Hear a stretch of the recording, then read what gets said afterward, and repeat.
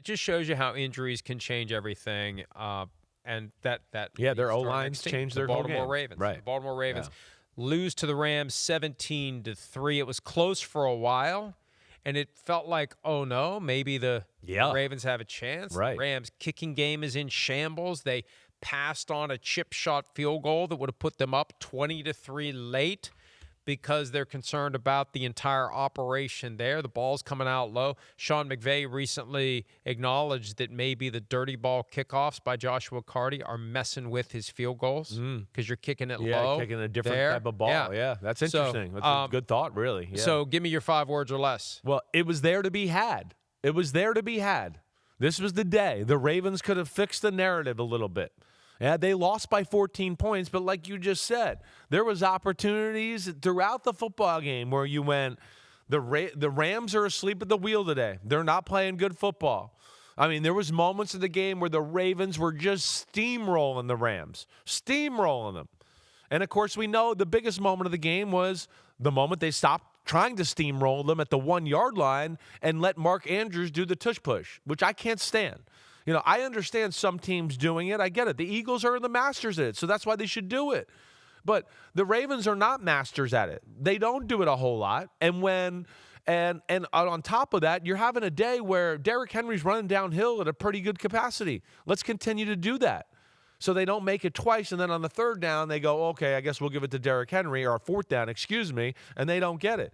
But, yeah, this was a day here where the game plan, the matchup, all of that was there to be had for the Ravens, and they continue to self-inflict wounds with whether it's turnovers and Zay Flowers fumbles or bad calls on the goal line or whatever it may be. And, they let one slip through their fingers yesterday where they could have got back on track a little bit. 5 words or less. Yeah. John Harbaugh has had enough parens of this shit. I added 3 extra words. Yeah. Every time they cut to Harbaugh yesterday, yeah, he looked stressed. He had a look of exasperation, resignation, frustration.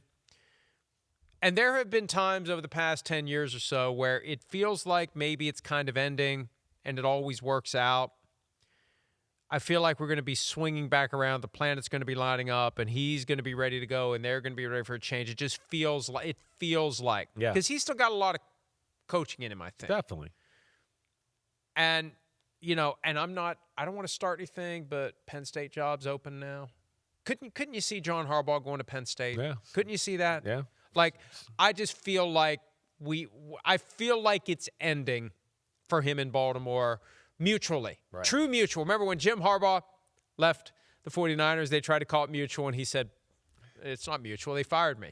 This feels like we could have a true mutual here where they're ready to move on. He's ready to move on. It just feels like it. It just feels like he's had enough of everything that goes into all the pressure, the expectations, now the injuries, and nothing they do. Even on a day when it feels like it was there to be had, they couldn't do it. No, they couldn't do it. They couldn't come through. They really couldn't. And in every big gotta-have-it moment, the Rams kind of made the plays and the Ravens kind of messed up. I mean, no bigger play than what did we have? The first fourth down right in the third quarter when the Rams got the ball. Again, it's a 3-3 football game. The Rams haven't done jack diddly squat on the offensive side of the ball.